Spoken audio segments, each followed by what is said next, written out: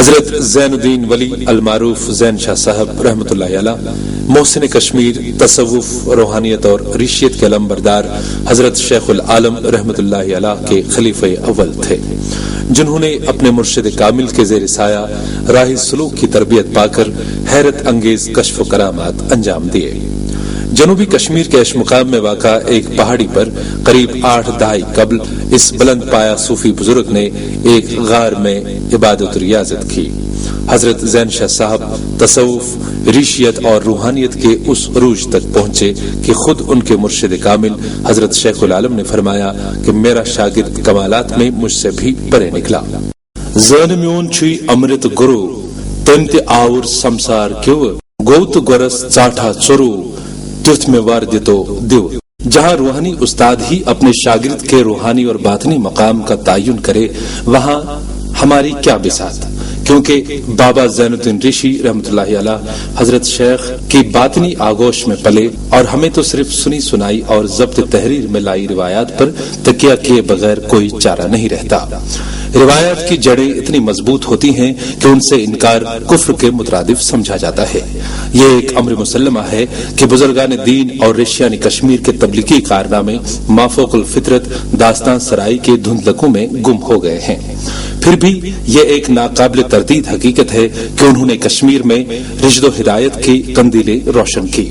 حضرت زین الدین رشی کی ولادت و وصال کے بارے میں تاریخ اور تذکرے خاموش ہیں، بس اتنا وثوق سے کہا جا سکتا ہے کہ وہ حضرت شیخ نوردین نورانی رحمۃ اللہ علیہ کے عالی مرتبہ شاگرد، ہم وطن، ہم اثر اور ہم مسلک تھے۔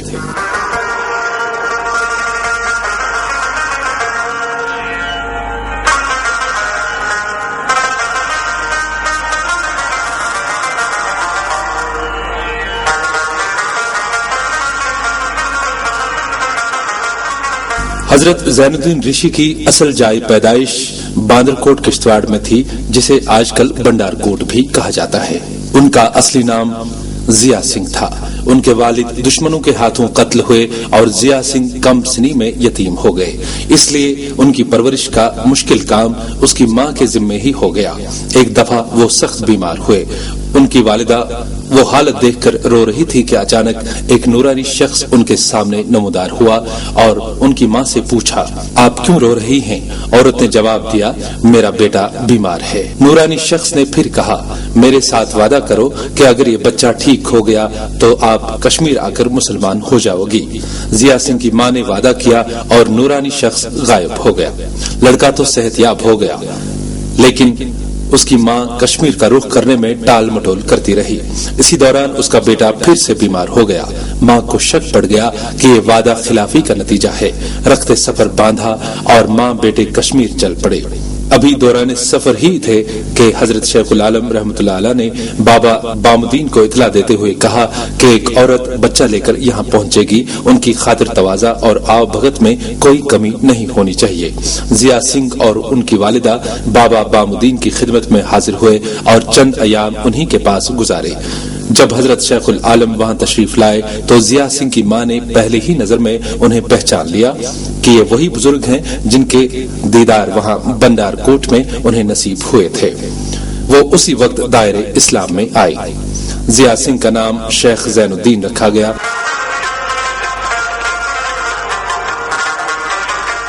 جب حضرت شیخ کی نیک صحبت نگاہ کرم اور باطنی توجہ نے انہیں اثر کیا تو ماں کو واپس وطن کشتواڑ روانہ کیا اور خود حضرت شیخ کی خدمت میں رہنا مناسب سمجھا۔ یہ اسی عبادت و ریاضت کا نتیجہ تھا کہ ان کا باطنی درجہ شاگرد کی حیثیت سے اس درجہ بلند ہوا کہ حضرت شیخ العالم اپنی مناجات میں ان کے بارے میں فرماتے ہیں کہ میرا زینا آب حیات کا چشمہ ہے۔ اس نے خدا تعالیٰ کی اتنی بندگی کی کہ شاگرد استاد سے آگے بڑھ گیا۔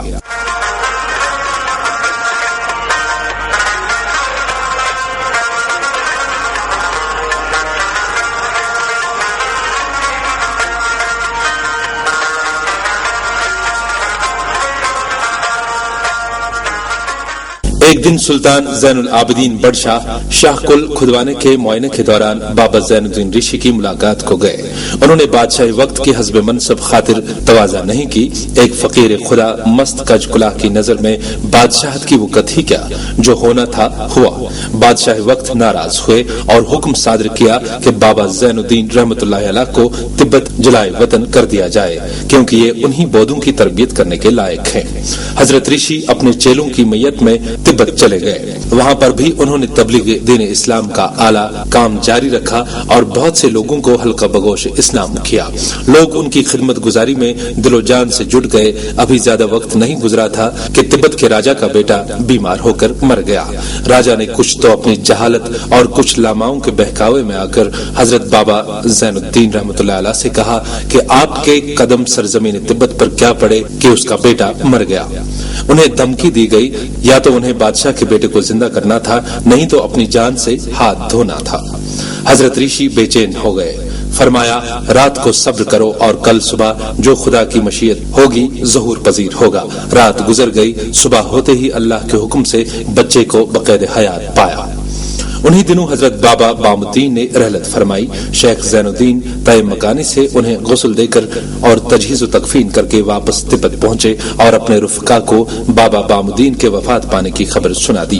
دریا اسنا یہاں کشمیر میں سلطان زین العابدین کے پاؤں میں درد ہو گیا۔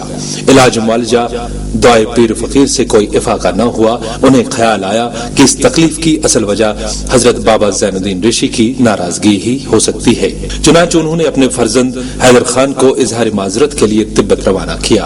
حیدر خان نے انتہائی تعظیم و تکریم کے ساتھ حضرت زین الدین رشی کو واپس کشمیر لایا۔ بادشاہ نے بذات خود ان کا استقبال کرنے میں سبقت لی اور خطا سرزد ہونے پر پشیماں ہوئے۔ پاؤں کے درد کا کہیں شائبہ تک نہ رہا۔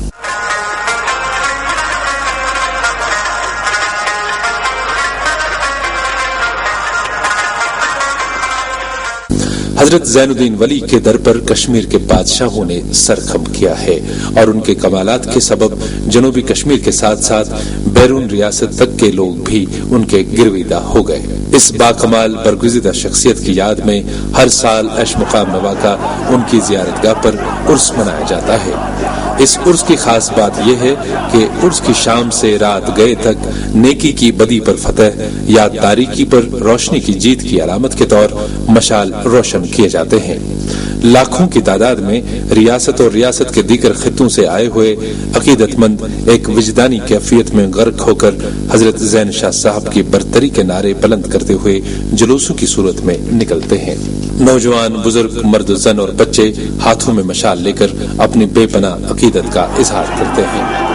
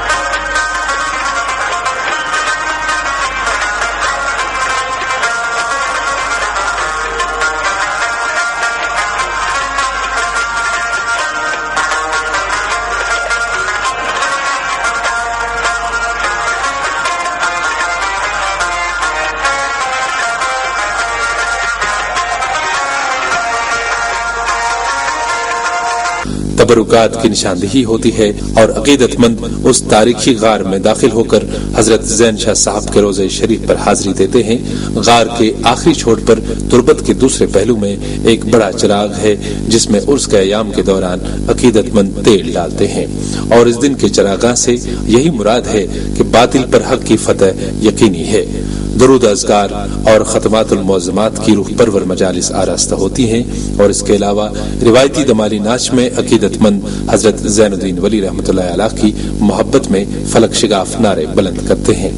آمین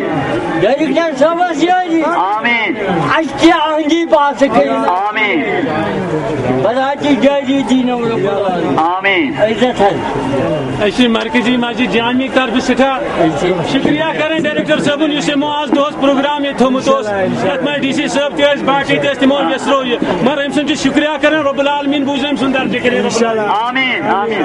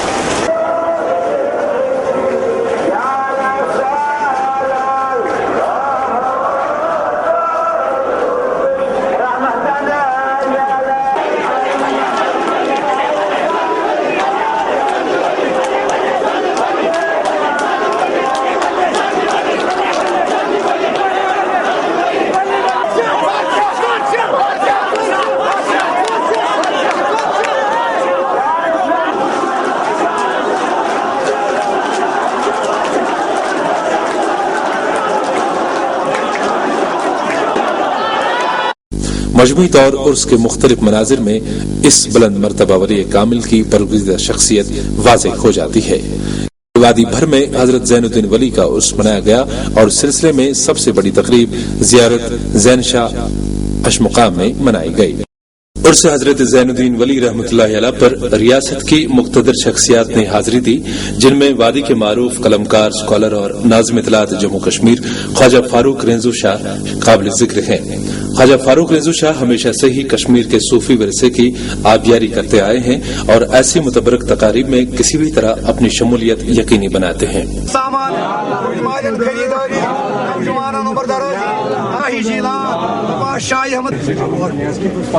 بسم اللہ